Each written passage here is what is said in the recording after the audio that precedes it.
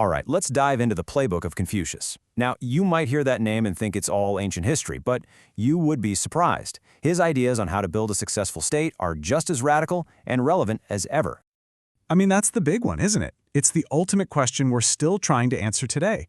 But what's amazing is that over 2,500 years ago, Confucius laid out this incredibly clear step-by-step roadmap.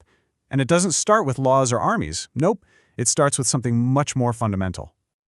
So, get this, a ruler actually asked Confucius that question, and his whole philosophy is kind of wrapped up in the answer that the words, the ideas, and maybe most importantly, the character of a leader, well, it holds enough power to build a nation up or to bring the whole thing crashing down. So, here's how we're going to break down his masterclass. Think of it like a ripple in a pond. We're going to start at the very center with the leader's own character. Then we'll expand out to the art of governing, then to the officials who do the work, and finally to the long-term vision for the whole state. So let's start at the core.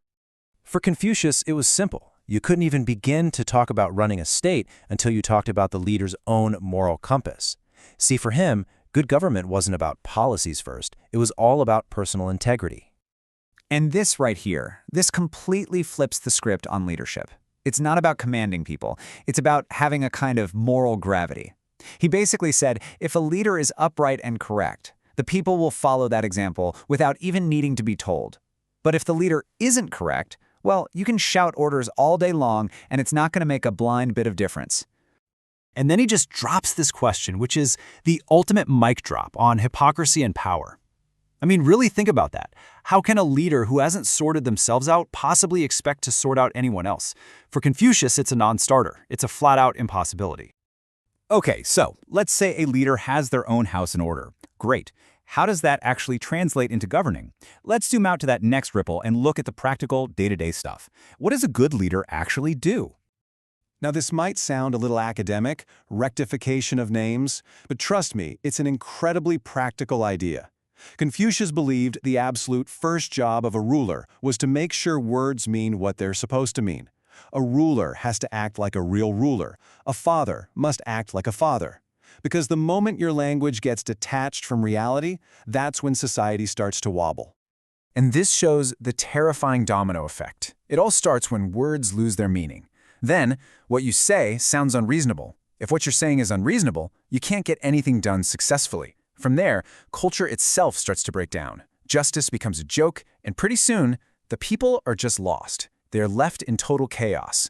And it all starts with just not meaning what you say. But it wasn't all high-level philosophy. Confucius had a super practical three-step plan for prosperity. Someone asked him, okay, we've got a lot of people, what do we do? His advice was so direct. First, make them rich. Ensure their economic well-being. But, and this is crucial, he didn't stop there. The final step was to train them. And by that, he meant moral and civic education. Because prosperity without virtue, that's just building your house on sand. A leader can't govern alone, right? You need a whole class of capable, moral officials to actually get the work done. So this next ripple is all about that ideal public servant, what Confucius called the gentleman. And man, the difference he draws here is it's night and day. Look at this. The gentleman, on the left, has their own moral core. They can agree with you, but they're not just a yes man. The small man, on the other hand, just echoes whatever he thinks you want to hear. The gentleman has this quiet confidence, while the small man's arrogance is just covering up a deep insecurity. It's all about substance versus style. So these are really the building blocks of that ideal official. They have a sense of shame, which is really just a conscience. They're loyal to the mission. They have social intelligence. They know how to act with friends, with family. And underneath all of it, there's this unbending core of simple, resolute strength. For Confucius, that is the bedrock of a good society.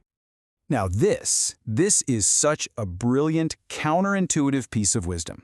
When he was asked what makes a good official, Confucius basically said, don't try to be universally loved, because if everyone likes you, you're probably a pushover. The real test of a good person in power is that other good people respect you. And, just as important, the corrupt and the wicked can't stand you. And that brings us to the outermost ripple, time. You see, for Confucius, good government wasn't about quick wins or what happens in the next election cycle. No, it was a long-term project, one you measure in generations. This was his advice to a new administrator. And it's just such a powerful metaphor for leadership in general. He warns against being impatient, against chasing those small, immediate wins. Why? Because if you're always focused on petty gains, you'll never achieve anything great. It's a call for strategic patience. So how long is the long game? Get ready for this. 100 years. That's how long Confucius thought it would take for a state that was ruled continuously by good people to finally overcome cruelty and establish real justice. It's a staggering time frame, and it just shows how seriously he took the challenge of profound societal change. But, okay, there is a slightly more optimistic timeline. He also said that for a true king, meaning a truly wise and benevolent ruler, it would only take one generation for goodness to become the norm throughout the entire state, so the quality of leadership at the very top could dramatically speed things up. So after all the personal work, all the rectifying of names, the generational planning, what's the end goal? What does success actually look like? The answer is just beautiful and it's simple. A well-governed state is one where the people who live there are happy, and people from far away hear about it and want to move there. That's the ultimate metric, a government that is a magnet for humanity.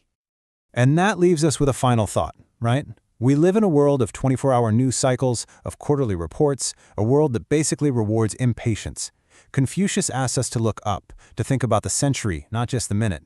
He reminds us that the strongest things are built slowly and they start with ourselves. So what might change if we started thinking not just about the next election, but about the next generation?